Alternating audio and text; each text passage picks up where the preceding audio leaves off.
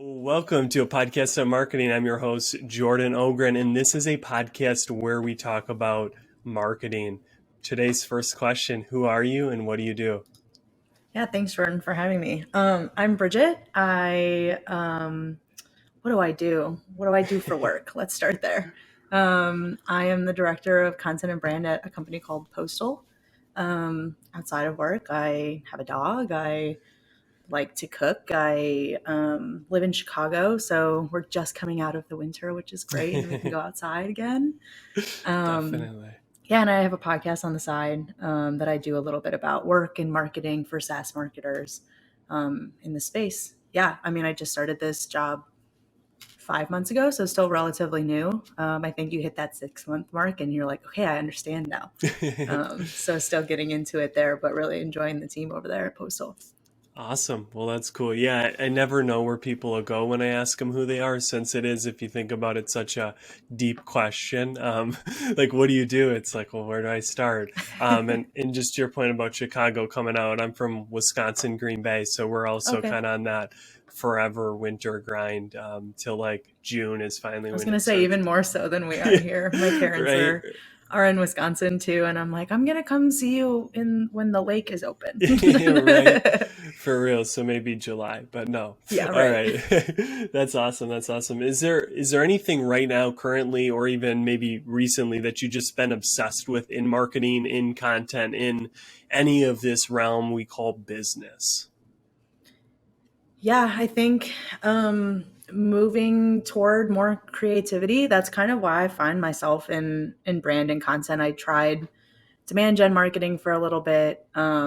That's just not the way that my brain works. I understand that we like have to tie things back to revenue, and I try to do that though with creative and with content, and how do we think bigger about brand strategy, and like how do we think about direct traffic for brand, and like those kinds of things is really where I find myself like not only good at, but like that's what makes my brain go.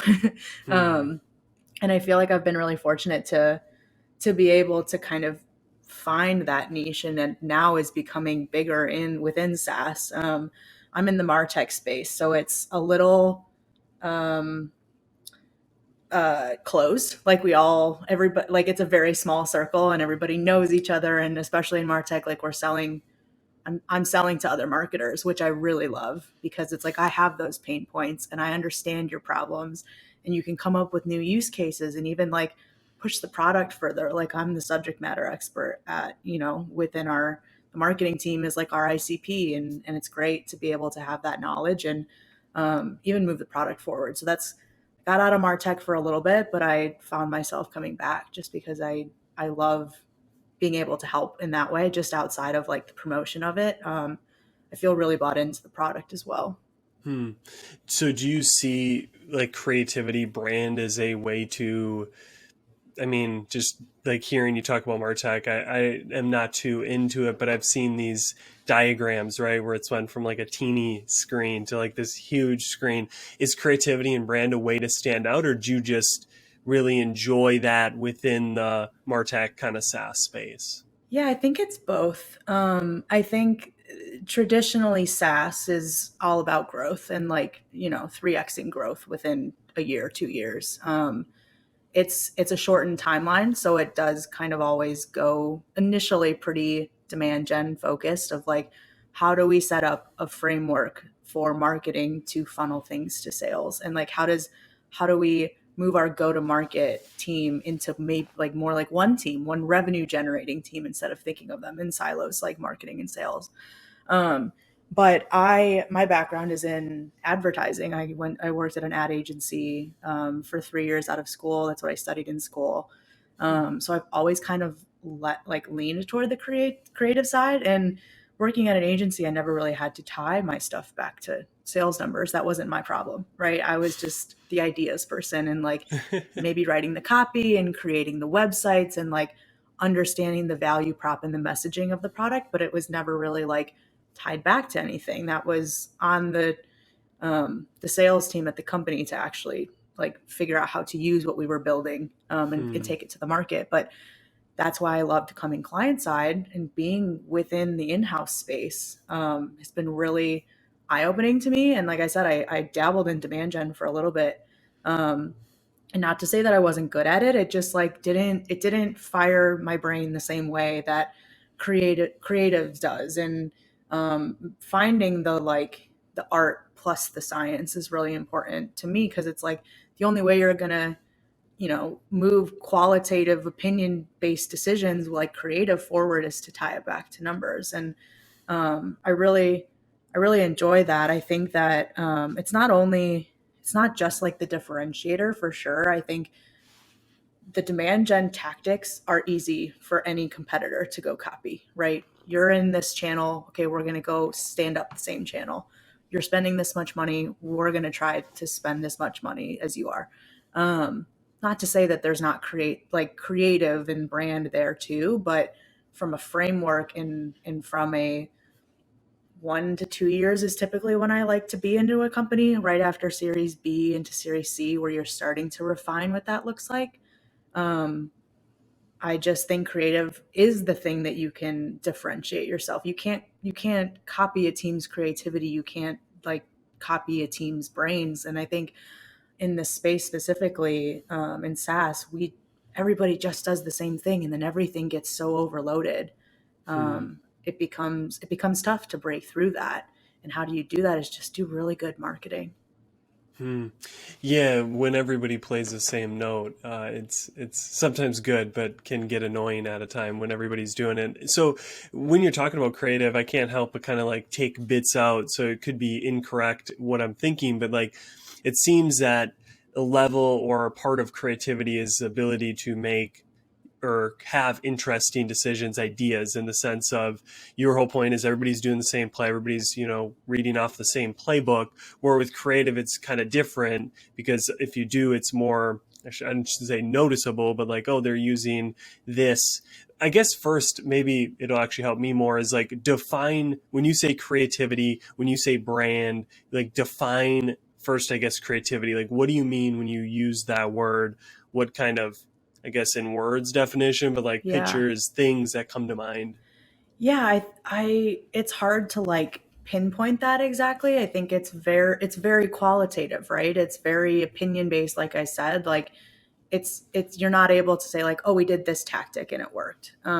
It's a little bit more overarching and fluffy, to be honest. But I think that while it floats above everything, it can also be the foundation for everything, and like a Hmm. consistency play. And I think um, creativity is just doing things differently and thinking about things differently. I think that's why it's so important to have diversity on a team fully, but specifically in a marketing team, and not just have SaaS marketers that have worked in marketing, and to have, you see a lot of like demand gen martech companies hiring demand gen marketers as their customer success people now, and like Hmm. thinking about how to build teams better that way. I think can be a part of creativity. I think people's perspectives, and I really think it comes from, when I say brand, I mean like the company's brand. I'm not saying the product's brand. I think that something that B2B can take out of B2C's book is like getting customers to buy into the company, not just the product. That's like the feeling. And like I think creativity and brand really goes back to the feeling that you create in a buyer, in somebody that maybe isn't even ready to buy yet, but like when they're ready for a solution like you solve, they already know you because it's so Hmm. top of funnel or so brand awareness heavy. Um, I like to build it that way instead of like, I understand you have to start at the bottom of the funnel and like get those people that really need your product right now, but there's a way to do both. There's a way to build outside the funnel that can pay way better down the line. And that's how you become a category leader, is you don't just look at what your competitors doing. You're actually making decisions based on what your differentiators are and what your company has that they don't. And like most of the time that's the people. Hmm.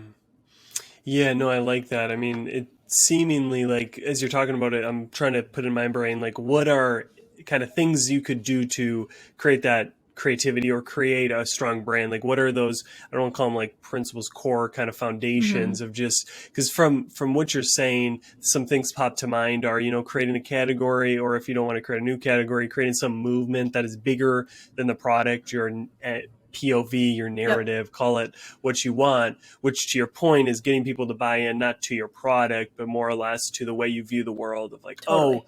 I love them because they think this should be the way it should be. What other, like, I don't want to say inputs, but things you can do to harness or to just, you talked about diversity and maybe people and thinking and stuff. Is there anything else that can kind of harness or at least generate some level of creativity and even brand, I guess? Yeah, I think we are lucky at Postal to have so many capable people within our company.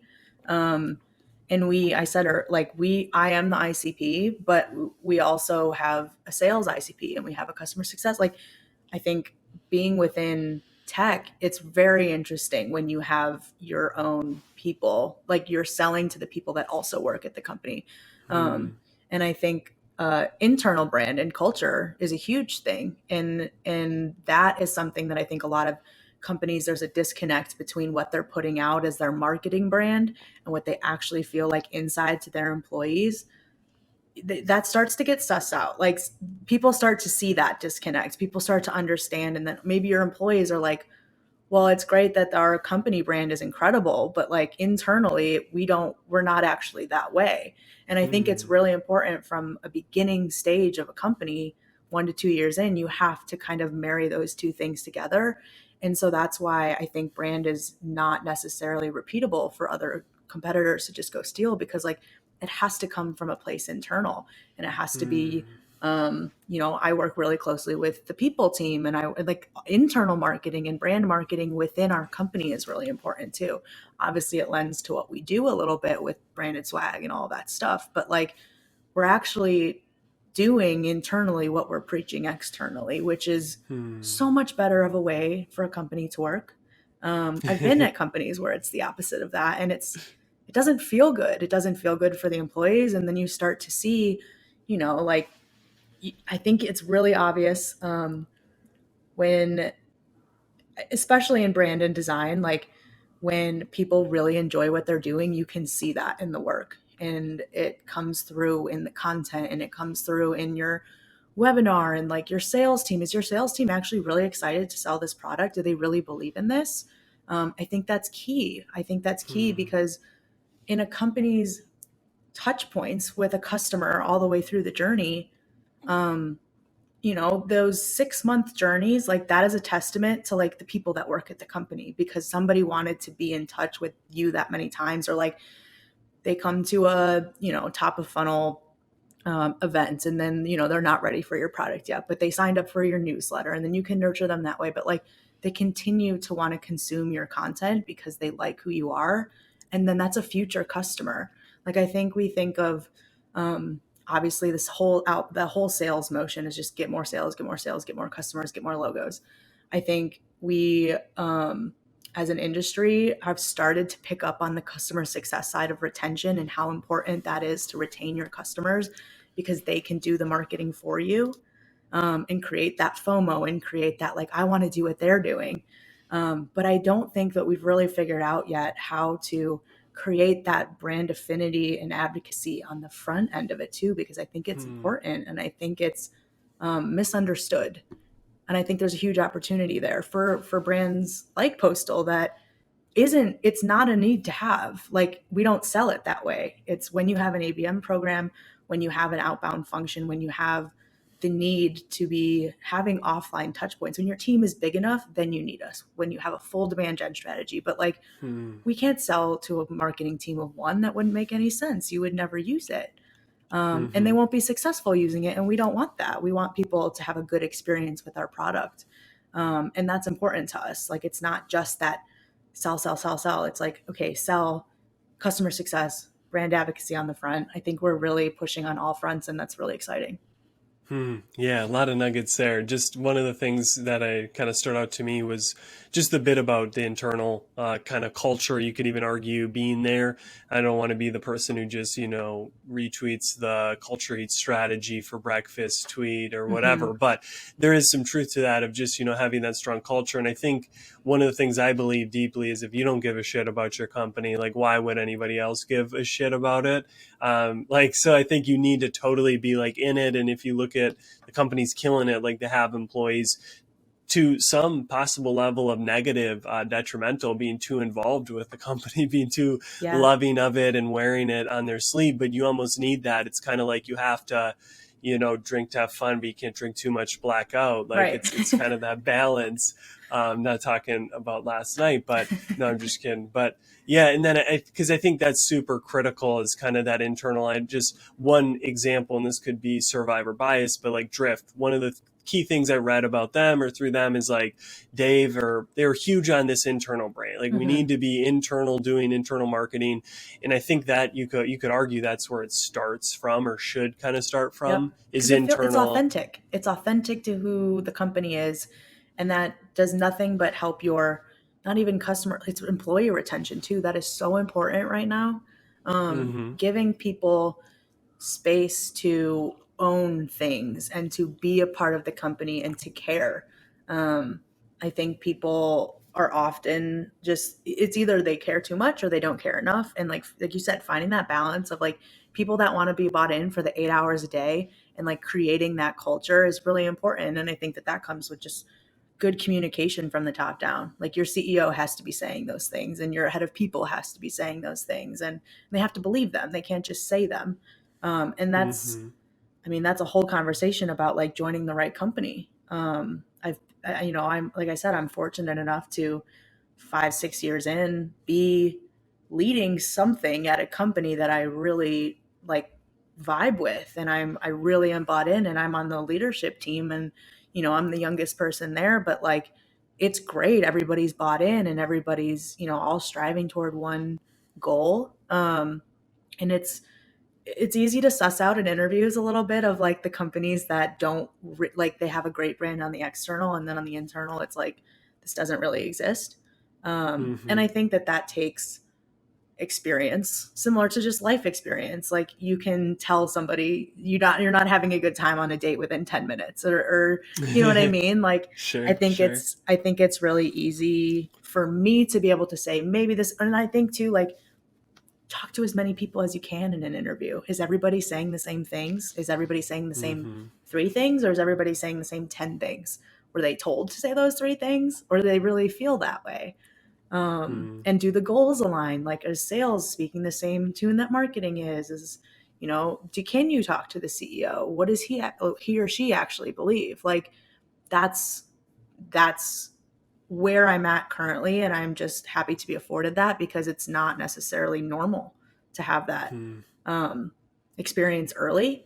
I'm glad that I only got to struggle a little bit, I guess is a good way to Yeah. say it. Yeah, no, I definitely think the sidebar just about the other career totally is something that you should do is at minimum define what you don't want to then kind of start to get closer to like you, the series like B to whatever it is. I saw your post about it, so that was very interesting. And I mean, it just seems that through your podcast and through kind of, this short conversation, you seem to be quite, at least not in touch, but you're trying to always, get better of who am I, where do I best fit, and I think that's key in interviews. And I think like the parts you're kind of saying from the top down, I think is totally true. But I think the bigger thing, or for me, a lot of times, it's actually having stuff in the ground, whether that's values. And when I say values, I don't mean a list of 7 things. I mean, we were on our own dog food, or all these like kind of phrases or actual things that you can test is qualitatively or quantitatively, like do they actually do that, where a lot of people are like, we're honest, we're Right. whatever, and it's like, okay. Yeah. But one thing I did want to touch on that you touched on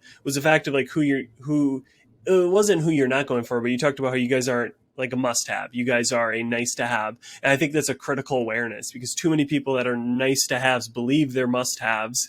And that ruins their marketing and how they approach it. Because I think honesty, integrity, like just being open is so powerful in marketing. And you were explaining that, right? You were saying, hey, we're not going to want to do work with a company of one, a marketing team of one, because we'll fail. I think that, like, how did you get to that point? Maybe it was there when you joined, but how did you guys get to that point of realizing, hey, we're nice to have, we're not a must have, and then the decisions are the things that kind of came from that? Yeah, I think there's a few things that go into that. Like you said, I think just general awareness of like the market is one of those, and self awareness too, of like, asking our demand gen manager, like, would you be able to do this with one person or no? And her answer was no. And we're like, okay, cool. That's good information for us to have. Um, Hmm. but market awareness too, Martech is such a saturated market. There is a tool for everything. And in the startup space, like, you don't necessarily have budget for all of the resources that you need. And like, you are pushing processes and the resources that you do have until they literally break. And like, that's why I think every marketing, I think every SaaS company could just make their headline on their website, no more spreadsheets, because almost everything started in a spreadsheet somewhere. And like, that's the basis for Yeah. every product that exists. Um, Excel, yeah. it's true. It's Competitor true. And number it's one. like, you just, as you learn the product more and as you learn how it works, like, obviously we're trying to make it more accessible for more people to be using, but we only succeed when our customers succeed and when they continue to use the Hmm. product, because that gives us learnings and feedback into what to build next and how to build the product forward. So I think that goes a long way. But I mean, I think a lot of stuff in Martech is just uh, nice to have, to be honest. Like, yeah, you need Google Analytics. Okay, that's free. And you need some kind of something to put your website up on. Okay, great. And like, okay, you have demand gen budget that normally goes to Google or LinkedIn ads or whatever. Okay, so then if you're doing ads and you're doing some brand stuff, you need some kind of design tool. And like, can you get away with Canva for a little bit? Like, everything evolves, and we're trying to obviously evolve, but our evolution at Postal is like within other departments of the company. It's not necessarily like we want to be a solid solution for demand gen and field marketing teams, um, right from like out of the box. Like, we are solving all of your logistical problems of offline. You don't need your addresses. You don't need like all of these things. You don't need warehousing. You don't need inventory management. Like, we handle all of that. Um, but then the upsell, quote unquote, is into other departments. Okay, how does your people team use this? How does your customer success team use this? How can you get your sales and outbounding function to be using offline Hmm. marketing? But typically we start with one use case and we just really hit like, this is how you use this, and start building this program. Because in honesty, like, it's building on top of your digital programs that already exist. It's not a completely separate program. But getting people to change things that they've been doing for so long is really hard. Oh, definitely. And I think just one of the last words you use, honesty. I feel like, at least for me, that's one of my biggest, I don't want to say like hatings on marketing, because sometimes it's not marketing who's doing it, but just hatings in businesses. There's just so much bullshit. Yeah, There's just so much like, we're the number I one, know, we're the but best, like all what does that these. get you at the end? It gets you screwed when the retention doesn't happen, Nowhere. and like, Yeah. it's so much more expensive to go find more customers. And honestly, your customer ICP, like, your ideal customer list is going to run out. So like, you have to build your strategy around retaining and helping the customers. And like, retention is an everybody problem. It's not a customer success problem. I would argue it's even more so a product problem. Is the product solving the Hmm. solutions that we're actually telling you that it does? Are we continuing Hmm. to add things that you want us to be adding?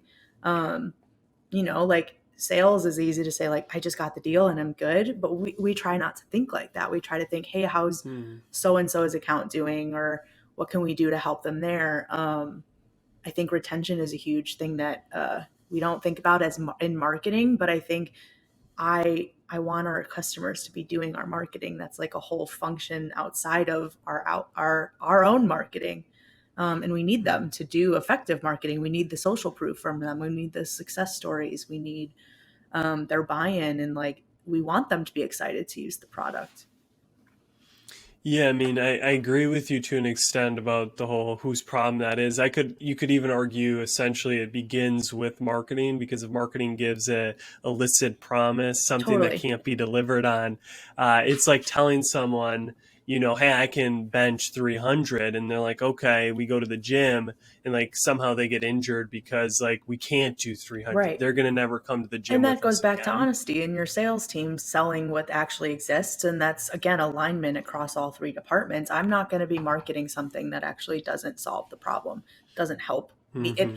might help me from a very initial lead gen to hit my own numbers. But that's the best part about having numbers across the board is like my numbers are tied to sales numbers. So, like, it doesn't matter. Yeah, If team somebody's not effort. being successful, again, like I go back to, we are only successful if our customers are successful and continue to be successful and find new ways to use the product.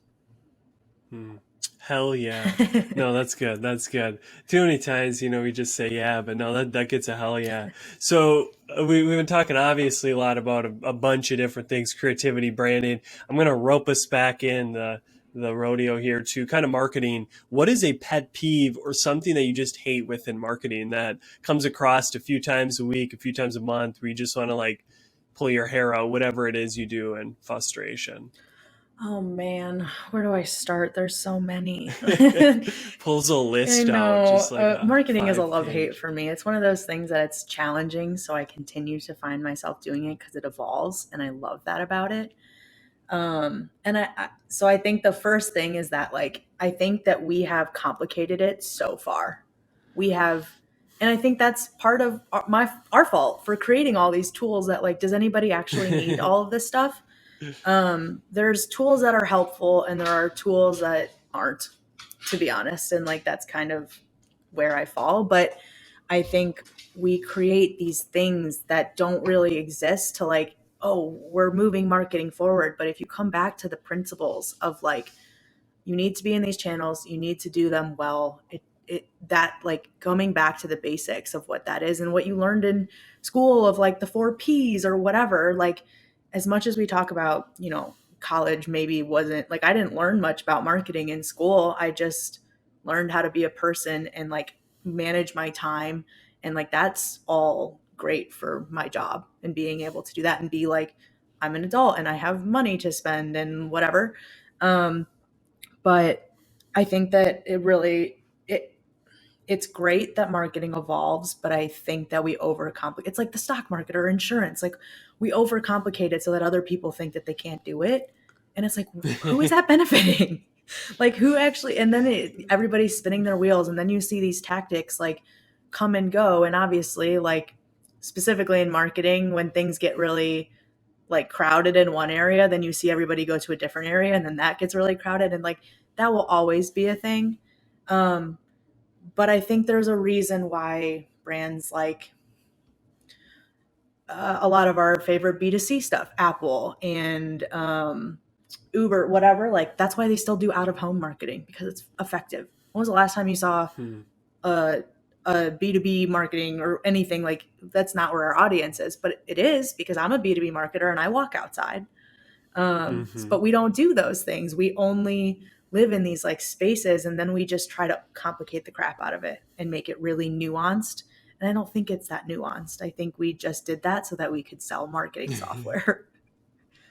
Yeah, I mean, I think you're touching on a basic like psychology thing. Like we make things complicated so we feel Yeah. smarter without realizing that like we really don't know it, or we're just, yeah, we complicate it. So that leads into a question I love asking, just talking about how complicated marketing is. What is your definition, called simple definition, but what is, if someone's like on the side of the street, hey, Bridget, what's marketing? Like define marketing for me. Like it's a simple question, but I've struggled, and I'm glad I'm the host, so I never have to answer this question. But like, how do you answer that, or what is your answer to like what is a job marketing should get done in a company, or jobs? Yeah, I think marketing is about offering a solution to somebody's problem. And how do you communicate that solution to somebody's problem? Obviously, the communication piece is marketing. Is like, how are you going to communicate that? Where are you going to communicate that? How many, like, all of the what's, what, how, where, whatever. That's really the basis of marketing is, but it's about solving problems that the company is solving. And like that's the basis Hmm. for any company is like where's your product market fit? Like why did you decide to become a company? What's the uses? All this stuff. Marketing is how you communicate that you have a solution to that problem. Hmm. Where has marketing changed? I mean, you're not obviously old, but like in the I am last old. 10, 15, 20 years, yeah, you're hitting 60. But like, where has marketing changed? So you gave us a definition of now, the current landscape. What's changed in marketing? Like, what's no longer relevant? Hmm. What's more relevant? What's something people focus on now that they never had to, or they don't focus on that they did? Yeah, I mean, I'm obsessed with like Mad Men and like going back to like that advertising era of like when it was first starting and they were selling bullshit. They were saying that, you know, Lucky Strike cigarettes don't kill you and all of those things and it didn't matter, right? All that mattered is like, okay, well, we don't have to say any of that stuff. All we have to say is ours tastes better. We can ignore all the other things that like this thing does. We just have to focus on the benefit of it. um, and I think by complicating some of it, we have started to uphold a little bit more honesty, integrity with like, okay, we actually have to have a good product and we have to sell it right and we have to do it because it's not business to consumer either. It's just like, so it's not even everyone can't buy your product. So you have to be more targeted with your message and Hmm. solve more problems than smoking cigarettes. Um, but I think too, the amount of marketing that we see in a day has like gone astronomical. Obviously with cell phones and all that shit. And like all I do all day long is sit in front of my computer. And if I have LinkedIn open or I have Twitter open, like there are ads there. I'm being marketed to all day long. Um, that necessarily well that wasn't a thing and like I think about you know my mom works at a pharma company and like is she also going through that? Probably not because she's sitting in Excel docs all day. Like I don't know that there's ever been a time where we've been marketed to more. And I think in a way that we don't even necessarily feel like it's being marketed, and that's the key is like how do you create that? How do you make it feel more organic? But even like out at a bar, like when you're, you know, at you're sitting at the bar and you're looking at the bottles of whiskey or whatever on the thing, like that's still marketing because it's packaging and it's all of that. Like that's always existed. And Hmm. I think those things will always be important in a physical space of like when you have a product and you have physical things. But I think in SaaS, like it's been so digital for so long because that's obviously where you're using the products that like everything has been so digital. We have to figure out a way for it to move outside of that and move away from um, just the same tactics all the time. I think it makes it really hard, Hmm. but there are ways to take some of the B2C stuff and take some learnings from other places. I think we don't think enough about like content creators. Like that's been a huge boom, obviously, with I was going to say Instagram influencers and TikTok influencers and all of that. And like how old YouTubers used to like get a bunch of views on their videos and all that. Like, why are we not using whatever strategies they're using in that? Like, that's transferable to what we're doing too. Um, Hmm. and I think going back to the thing that I really like about the advertising industry in general is it always starts with like, okay, what's your persona? And we say that we do that in SaaS. We really don't. It's like, okay, we're it's marketers, but marketers is everybody, and like that's fine. But I Yeah, think with yeah. you have like a very specific person that you're trying to sell to. And I don't know that we do a good job of really doing enough research there and like figuring out what their actual pain points are and how we can help solve them or thinking outside the box of how to solve them. Um, and that's how you grow product lines and traditional businesses and those kinds of things. But like we don't do any of that because we're all trying to exit and we're all trying to IPO within 4 years. So we don't. That's not on our brains. Our brains work in even shorter than that if you're just an employee. Like the average retention is like 2 years, a year and a half, and then you're on to a new Mm-hmm. product and new Mm-hmm. something new. Um, Yeah. but I think I would like to see more marketers stay at companies and build the stories, because I think it is more authentic and you'll get people that really care about the thing that they're selling, and you get bought in, and then you're like, this is part of my life, and like, not, it's not my life, but it's part of it, and I'm really passionate about this, and you get people that care. Mm-hmm. Yeah, so maybe I should delete my HubSpot created personas. I use We their all have them, builder it's thing, and fine. it's a starting point. Damn it, Jeanette. No, Exactly. so no, totally though agree, because I think I'm probably not as versed as you are with the admin, madmen kind of era, but I write a daily newsletter, and I kind of paused every Thursday. I would do a throwback Thursday ad. So I'd look at something from David Abbott, something Mm-hmm. from any of these kind of range of people who have done like the Hertz ads, we're second and all these things, and really just dissect them, because they're selling literally just with words. Like they're It's able to ideas. It's drive the idea. Yeah, it's emotions. idea and storytelling, and we don't do enough of that. Yeah, and it's through words, I mean, for most of the time. And I think like you can watch a Google ad where they show like someone looking at their grandma's pictures, and it's like, oh my gosh, grab me the Kleenex. Mm-hmm. But it's like they do that same approach or that same feelings literally through words. And I feel like for me, that's been something I've been teetering on, of this like idea or this kind of premise hypothesis that like writing, which would just be written communication, is like the secret or hidden power for Yep. marketers. Like the better you can write, the better you think, but the better your marketing will be, because you just can like drive the feelings. And to your point about people don't knowing enough about their personas, totally agree with it. I think Ann Hanley said something like you should be able to write their diary for Yep. them. Like you should know them so well. You write that like, I hate having to take a midday bathroom break. Like you just know that about Mm-hmm. them, even though that your product isn't like anything that solves their stomach Yep. issues. But like I think that's something that's super critical that is becoming more important now. What are you, I'm guessing, talking to customers, having surveys, but like, is there anything unique or, kind of trailblazing you've done in that area of like, how do we actually create a ICP that actually does something? Yeah, I think that that goes back to what we were talking about before, where brand can be outside of brand awareness and just like curious and talking to customers. We just hired a customer marketer, which is incredible, because like that feels like a whole separate job for me, and it totally is. And I want her to, we need this nugget that I found, and like we can build a whole campaign around it, or a whole strategy or whatever.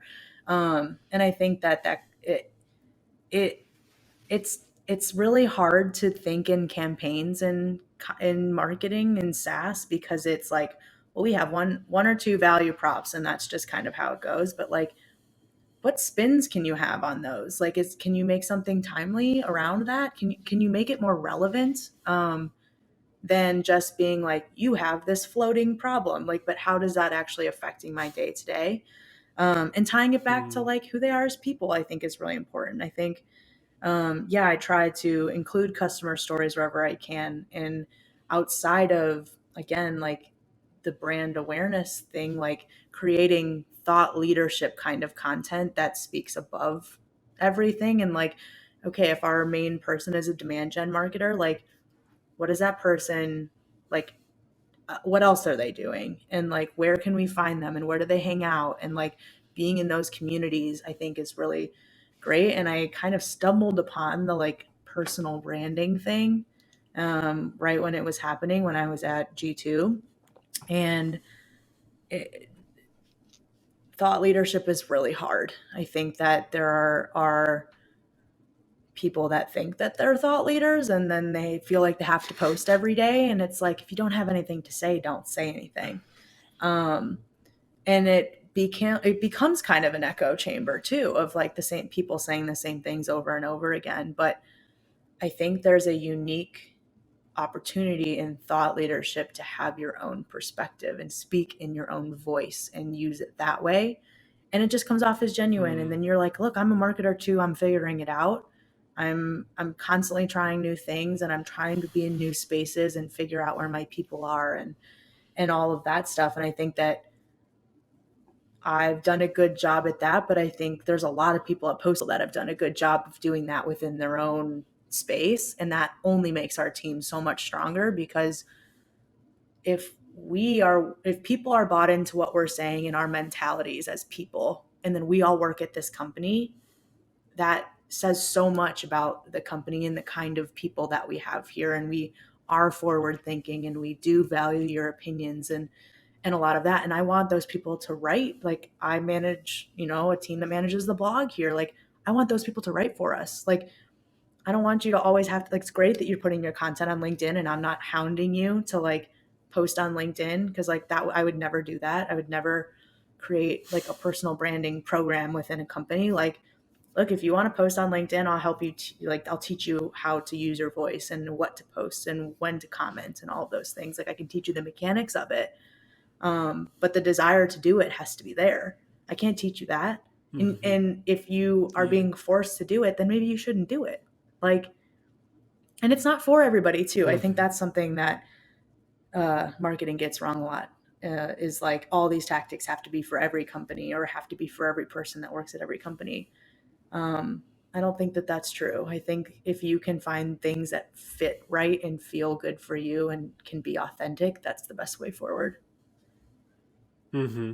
Yeah, I totally agree. There has to be some intrinsic to post, but even to the whole customer kind of point, like there needs to be an intrinsic desire to actually give, a shit about who you're marketing to, which then results you into talking with them, figuring out, creating content with Right. them, which I find like a super trick, just to create content and then learn about Yeah. your customers, to do both with them. So yeah, definitely. And you can teach someone to do LinkedIn or any of these posts, do all these spaces between each of your lines. So you sound like a LinkedIn broetry, but like, make sure no, but like if they don't have it, it's not going to last. So yeah, I totally agree and align with that, of at least the last bit for sure, about the Mm-hmm. personal kind of doing that within a company. It has to be not Yeah, forced. it has I to be should say organic that. for sure. Um, that's hard Mm-hmm. though. Like, I think I relate it back a lot when people are like, "I want to start posting on LinkedIn," and I'm like, "Okay." And I I relate it back to my life, because I enjoy cooking a lot. And I'm like, "Do you cook?" And they're like, "Yeah, I cook." And I'm like, "Do you really like to cook?" And they're like, "Yeah, yeah, yeah." And I'm like, "How many meals did you cook yourself this week? Like, did you actually cook, or did you, like, are you being lazy?" Like, it's not something that comes naturally to everybody. And I think everybody wants to try to do that so that they can, I think personal branding is hard because it's gotten me to where I am. And like, a lot of people see it that way, as like, I'm going to do this so that I can get a better job. And while that's obviously a driving factor for most people, it can't be the thing, because then you're only doing it to get to this goal. And what happens when you hit that goal? Then, like, it's the same thing with health and wellness. And like, I say cooking, but like, what's your consistency? What's your palette for consistency? Can you do this, and are you Mm-hmm. interested in this, or are you doing it means to an end? And I think both can work. But one results in like a lasting impression, and one results in you being burnt out. Mm. Geez, well, that's a good sign to never reach out to Bridget about cooking if you're not really Yeah, I'm about just gonna that come at life, you and be because like, "What are you she cooking? will call you out. Yeah, right. Did you use these Yeah, how many spices? oils do you Because have in your cabinet?" No, I'm kidding. right. Oh, you rookie. You only use olive oil. No, just kidding. I'm not a cooker at all, so I No, but can't I even think speak this everybody has role that thing play. that like they really enjoy to do just for doing it. And I'm so glad, because you Yeah. know what? I cook because I love to eat, and I love to eat well, and I can't really afford to eat well every day if I'm going out to eat. But I think everybody has that. Like, my sister bakes Yeah. cookies and creates cookies and like that kind of stuff. And my little brother plays video games for Mm-hmm. hours on end, and like that's his version of it. I think everybody has things that they like to be consistent and passionate about. um, I rarely find that posting on LinkedIn is one of them. Yeah, no, I totally agree. I read a daily newsletter. This is the third time you said that, Jordan. I love it. That barely gets any subscribe. I have like 37 subscribers, so I clearly do not do it for growth, for any of that dopamine that comes from getting tons of emails back. It's solely because this is my Yeah. practice, Seth Godin, and I think the critical thing is at times people can look at LinkedIn or anything, because I mean, like, let's be honest, like drinking or anything that like cocaine, for example, like I can get quite consistent with Yeah, cocaine, right. but like that's not going to be helpful. And I think it's like anybody can do that. Like Right. start popping opioids, you're going to be doing it all the time. But like I think sometimes people don't start because they think that the thing needs to be there right away, whether it's Hmm. writing, whatever, to nobody online, whatever. Where I think like sometimes there does need to have that conversation of like, hey, you love to bake. It's like, okay, well, can we write about Right. that in Right. something? Because regardless, you're going to drive benefits from Right. writing And through I posting think or too, not. we all in this like culture, not just within marketing, but in our lives that we've created where we have to monetize everything we love to do. You don't have to do that. You don't have to write a baking blog so that you blow up on and people know that your Instagram is famous for You baking. You get, can just bake. Nobody needs to know. yeah. Or you could write to 37 people because there's But the no point way is to that really you like the monetize. writing and you like creating that Yeah, and that's the yeah. thing, you know? No, definitely, yeah. Like maybe you don't need to bake, but I am pretty bullish that everybody should have a writing, whether Totally. it's a journal or anything, because I think A, people struggle too much with emotional distress, and also B, people sometimes struggle to think, and I think for writing, for me, it helps Writing me is think. honest. But yeah, to your Yeah. point, yeah, to your point, I think I agree with the fact that in marketing, it's always how do we monetize rather than sometimes just creating content for the benefit of somebody without any sort of which is something that I think is all in the intent of it. And you can lie to yourself. The easiest person to fool is ourselves of like, oh, I'm doing it for others, where really you're upset at the end of the Right. day when it doesn't. I've been writing daily for a year now, so like you can kind of realize, okay, I'm doing this for some external applause, or I'm doing it for the internal intrinsic Hmm. reasoning. So I think that that's critical of just checking yourself. But then to my point, which I think is true, sometimes if you want to start doing something, whether it's working out even just on a basic level, is it's not intrinsic for Yeah. everybody, but people have made it intrinsic by Totally. doing it. So I think there's two Well, approaches: having systems in place or just being motivated that way yeah, I think to show it's up. Or motivation and discipline and also like you I like to try new things. I'm never going to be good at something off the bat. Um it I played sports when I was little and I was lucky enough to be naturally pretty athletic. Until I picked up a golf club and I was like, this is hard as shit. I can't do this. I played softball through college and I'm like, I can't do this. I'm terrible at it, but I continue to try and like I like the idea of golf, going out and drinking for 4 hours outside and like hitting some balls. That sounds great. Hanging with my friends. But there are things that maybe like you have to build getting good at, but it's like, do you actually enjoy it? And like to your point, um, the easiest person to fool is yourself, and you find people just doing things to do things. And I just I'm very intentional. And I think that we need to bring that back into our lives, but marketing too, of just like, why? Like, ask the question, why? Why are you doing something? Why do we have to feel like we have to be in that channel? Why? If the answer is because our competitor is doing it, maybe they don't know what the fuck they're doing either. Like, who knows? Maybe they're yeah. testing stuff. Like, and maybe they have more money and maybe I don't know. But there's just so, like, there's hmm something to be said for getting a lay of the land, seeing the landscape, understanding what your competitors are doing. I think is really important. But I think too often we just try to jump into the space and get into the conversation because when sales is doing an evaluation, like we always want to be in those evaluations. That's a really good goal to strive for. Um, but I think there's a way to do that with brand, and you don't necessarily have to be in all of the channels that everybody's in. Hmm.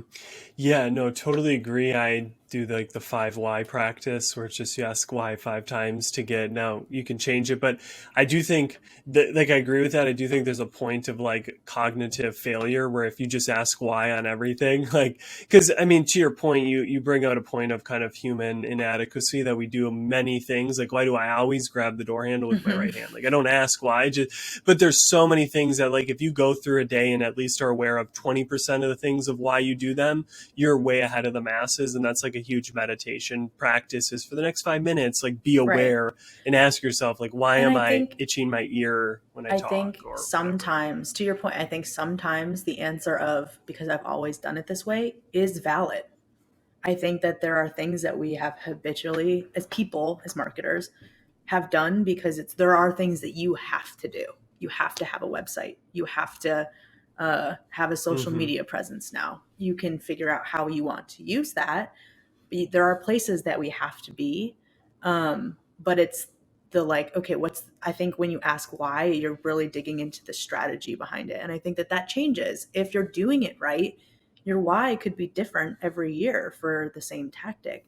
But I Hmm. think that why isn't necessarily um, like a reactive, like, well, why are we doing it that way? It's more like, okay, it's like curiosity, and it's like trying Yeah. to understand how that piece or tactic or whatever fits into a greater strategy.